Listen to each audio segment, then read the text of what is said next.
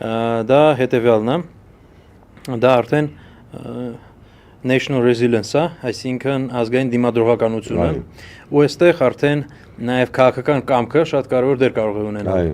Եվ այդ կամքը, որ օրինակ Իրանը ունի եւ նորից ասեմ Ռուսաստանը չունի,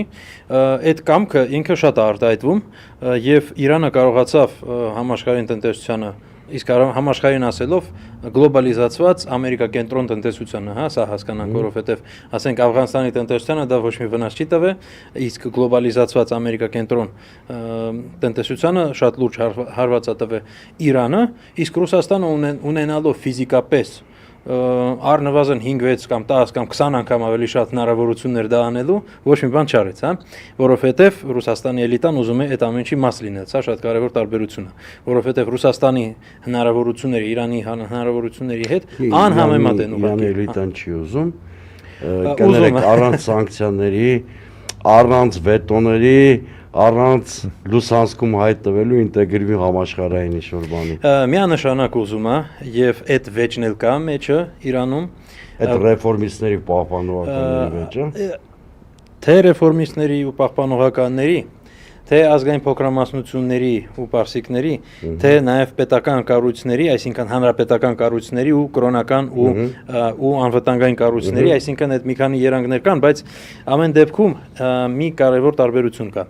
Իրանի ռեժիմը այսօրվա դրությամբ դա հեղափոխական ռեժիմ է, իսկ հեղափոխական ռեժիմը ինքը միշտ գաղափարականացված է, ինքը միշտ շատ լուրջ լեգիտիմության պաշար ունի եւ ինքը հիմա այդ լեգիտիմության տեսանկյունից շատ ամրապնդվել է։ Իսկ Ռուսաստանի ռեժիմը դա օլիգարխիկ ռեժիմ է, ենթադրաբար մոտիվացված է ավելի, հա։ Այդ թվում նաեւ մոտիվացված եւ այսպիսով ինքը պատրաստ է պայքարել, որովհետեւ հեղափոխական ռեժիմները միշտ այդպիսին են, իրանք ավելի միավորված են, պատրաստ են պայքարել, ավելի գաղափարականացված են։ Որոշ դեպքերում իհարկե դա փորձանքի է բերում ոնց որ Հայաստանը։ Չէ, հեղափոխական ռեժիմները միշտ փորձանքի են բերում, բացառություն չկա։ Ուղղակի Հայաստանում էս կիսահեղափոխական ռեժիմը, ուղղակի արդեն գաղութական ռեժիմը ավելի լավ կլինի։ Այո, կոլաբորացիոնիստ գաղութական ռեժիմը եւ նաեւ օկուպացիոն կարելի ասել նույնիսկ։ Այո, օկուպացիայի արտահայտում, բայց ամեն դեպքում այո, ցանկացած հեղափոխական ռեժիմը դա արկածախնդրություն է։ Դե իրացիոնալ անձանց եւ մտքերի գեներացիա է եղել։ Այո, իսկ ինչ վերաբերում է Իրանին, իհարկե դա այստեղ կարող ենք դիտարկել, որ այո, Իրանը վճարում է հսկայական գին, բայց իր քաշը աճում է։ Ես մի այսպեսի հարց ունեմ։ Կներես Դավթ, մի շատ կարևոր հարց տամ, լի։ Իրանի ազգային դիմադրողականության հիմքում, որտեվ այդ ասիմետրիկ դիմադրության համակարգը չէ ստեղծված, իր ասիմետրիկ պատասխանի ունակություններով։ Այդ համակարգի հիմքում ձեր որտեղ դուք այդ միտքը առաջ տարեցիք, Հրանտ ջան, այդ հեղափոխական ավյունի, հա, կամ էներգիայի, այդ հեղափոխական էներգիան է վճռորոշ դեր խաղում, թե Իրանի մեծ պետականության ինստիտուցիոնալ մեծ փորձը, թե երկուսը համադրվում են։ Իրականում համադրվում են, որովհետև դրա շուրջ էլ կար, դրա այդ թեմայով էլ կար ուսումնասիրություն, թե ինչքանով այս Իրանի հեղափոխական ռեժիմը պահպանում է ուրեմն կապը նախորդ Իրանի քաղաքական պատմության եւ պետականության ավանդույթի հետ եւ այդ ուրեմն այդ արևելագետները ովքեր ուսումնասիրում էին դիսկուրսներն էին ուսումնասիրում եւ այլն եւ իրանք արտահայտեցին բավականին լուրջ կապեր եւ ազդեցություններ ամեն դեպքում իհարկե շահի կամ ինչ դա ինչ եղել է ուրեմն Սեֆևյան կայսրությունը եւ այլն իհարկե այդ ամեն ինչը նույնը չի բայց այո իրանք այդ ավանդույթը եւ մշակույթը կրում են հատկապես ինստիտուցիոնալ հիշողությունը ինստիտուցիոնալ հիշողությունը մասամբ միայն, որովհետև ավելի շուտ ստեղ մշակույթի այսպես ասած երկար ձեռքն է։ Քաղաքակրթական հետագիծ։ Այո, քաղաքակրթական ավելի շատ քան ինստիտուցիոնալ, որովհետև ինստիտուցիոնալ հիշողության գրեթե տոտալ խզում է եղել, բայց այ քաղաքակրթական եւ մշակույթի երկար ձեռքը հասել է եւ իրանց բերել է մոտավորապես նույնտեղ եւ մեծ քաղաքակրթական հետագիծը շատ մեծ մերանի բան ունի, էլի։ Այո, եւ մեծ հաշով եկեք եւս մի բան ասեմ ու երևի Իրանի թեման ավարտենք անցնենք տրիփի, ուրեմն շատերը դիտարկել են Թրամփի արտահայտությունը, որ քաղաքակրթությունը կարող է այս գիշերը մահանալ, երբ որ ինքը 3 ամիս առաջ դա գրել է։ Այո, ասում է մի քաղաքակրթություն կարող է մի գիշերվա մեջ մահանալ եւ այլն, վերածվել։ Շատերը դիտարկեցին դա որպես ֆաշիստական կամ ծայրահեղական արտահայտություն։ Ես դրա մեջ մի քիչ ուրիշ բան եմ տեսնում։ Ես դրա մեջ տեսնում եմ այն, որ այո, Թրամփը ճանաչեց, որ ինքը գործ ունի քաղաքակրթության հետ։ Ու դա շատ կարևոր է, որովհետև արևմուտքի համար դա շատ դժվար է, ինքը նույնիսկ Ռուսաստանը որպես քաղաքակրթություն չի դիտարկում։ Իսկ Իրանը ինքը ճանաչեց որպես քաղաքակրթություն ու ինքը դա ճանաչեց մի ամիս պատերազմելուց հետո, այսինքն ինքը տեսավ, որ այդ քաղաքակրթությունը կա, շոշափեց դա եւ դրա մասին գրեց։ Ու ինքը այո, իհարկե գրոտեսկային ամեն ձևով, բայց ուզում եմ սա ընդգծեմ։ Ես այսպիսի մի հարց ունեմ, կոնկրետ իրադարձությունների հետ կապված, մենք տեսանք, որ ռազմական գործողությունների նախորդ փուլում օդային այդ հարվածները էֆեկտիվ չեն, որովհետև ես չեմ խոսում քարուքանդեղած շենքերի ավերվածությունների կամ զոհերի մասին։ Ես խոսում եմ Իսրայելի եւ Միացյալ Նահանգների իրենց առջև դրված ռազմավարական խնդիրների լուծմանը հասնելու մասին, որոնք չիրականացան։ Վարչակարգի փոփոխություն տեղի չունեցավ,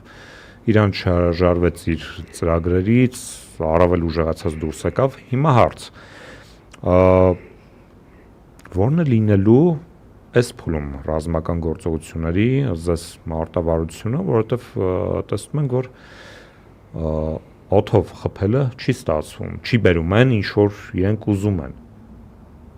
Եվ արդյոք հավանականություն կա թեկուզ սահմանափակ ցամաքային գործողության, օրինակ Խարկ կղզին գրավելու մասով։ Որտեղ մարտի դաշտում արդյունք է պետք վերջերաչո Թրամփին, որովհետև դիմացը կոնգրեսի միջանկյալ ընտրություններ են, ինքը պետք է ցույց տալու բան ունենա, ասի ախպեր, ես սրան հասել եմ։ Նախ ռազմավարական խնդիրներ լուծելու հարցի հետ կապված հետեւյալը ասեմ, այդտեղ կարանք մուտքի ու ելքի տեսանկյունից դիտարկենք, ինպուտը դա Ամերիկայի ոնց որ մտադրությունը, իշխանությունը փոխելու եւ այլն, եւ ստեղ գլխավորը իրենց սխալն է, որովհետեւ այդ ռազմավարական խնդիրներ դնելը ի սկզբանե սխալ է եղել, բայց այո իրանք դա դրել են։ Երկրորդը արդեն Իրանի արձագանքը, այսինքն դա արդեն ելքային է իրավիճակում, Իրանի իշխանությունները ցուցաբերեցին շատ բարձր կամքը, այդ թվում շատ բարձր ինքնապահպանման մղումը եւ դա անակնկալ էր շատերի համար եւ նաեւ ամերիկացիների ընդունեցին, որ չեն սպասում, որ իրենց բազաներին կխփեն։ Այո, բայց ոչ միայն, նաեւ Իրանի իշխանությունները շատ ինտենսիվորեն կազմակերպում էին ժողովրդին, որպեսզի նրանց աջակցությունը ցուցաբերեն։ Հիմա օրինակ Խամենեի թաղման միջոցառումներին, ինչպես Իրանի իշխանությունները հայտարարում են 42 միլիոն մարդ մասնակցեց, ենթադրենք դա չափազանցված է եւ մասնակցել է մոտավորապես 15 միլիոն մարդ, նույնիսկ դա հսկայական թիվ է, ես չգիտեմ ուրիշ միջոցառում, որը վերջին 10 տարվա ընթացքում ինչ որտեղ նման քանակությամբ մարդ մասնակցել են։ Եվ այսպիսով ստացվում է հետեւյալը, այո, նրանք կազմակերպել են այդ միջոցառումը, բայց այդ միջոցառման վրա իրանք ծախսել են ողջ իրանց պետական ռեսուրսը կազմակերպչական 800 միլիոն դոլար են ծախսել եւ այլն, այսինքն Իրանի իշխանությունները շատ լուրջ հոգում են, որպեսզի ներքին կայունությունը ապահովեն եւ ներքին, այսպես ասած, իրավիճակը վերահսկողության տակ պահեն եւ այդ թվում այդ պատճառով տապալվում է Ամերիկայի ծրագիրը, որպեսզի իշխանությունը փոխեն, բայց ամեն դեպքում Իրանի նման պետության իշխանություն փոխելը եւ առհասարակ ռեժիմ փոխելը նման հարվածներով դա ուղղակի սխալ խնդիր է, որովհետեւ նրանք մտածում են, որ Իրանը եւ Վենեսուելա նույնական բաներն են, դա այդպես չի։ Հիմա ինչ վերաբերում է Խարկ կղզուն, կան քննարկումներ, որ այդ հարվածը լինելու է, ես չեմ կարող միանշանակ ասել իհարկե, բայց նույնիսկ եթե դա լինի, Իրանը ունենալու է շատ լուրջ տնտեսական վնասներ միանշանակ, բայց եւ նրանք նույնիսկ հավաքել են արդեն մահապարտների բանը ջոկատը, որը այդտեղ սպասում է ամերիկացիներին, ամերիկացիները կարող են գրավել այդ կղզին, բայց այդ կղզի հազարավոր զոհերով, այդ թվում զոհերով, բայց խնդիրը նույնիսկ այդ զոհերը չեն, իրանք այո, պահելու խնդիր կունենան, իրանք չեն կարողանա պահել։ Այսինքն այո, կարող են գրավել, հետո պարսիկները այդքան կհարվածեն, որ իրանք ստիպված դուրս են գալու եւ այսպիսով էլի ոչ մի խնդիր չեն լուծելու։ Բայց իրանք կարող են ասել հետո, որ մենք լուծեցինք ուրիշ խնդիր, մենք Իրանի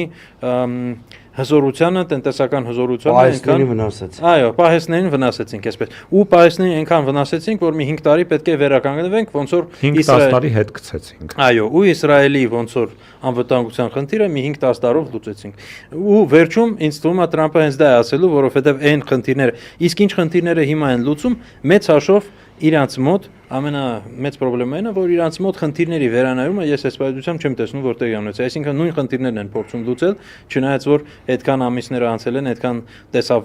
տեսան որ չի ստացվում, բայց ելի նույն խնդիրներն են փորձում լուծել։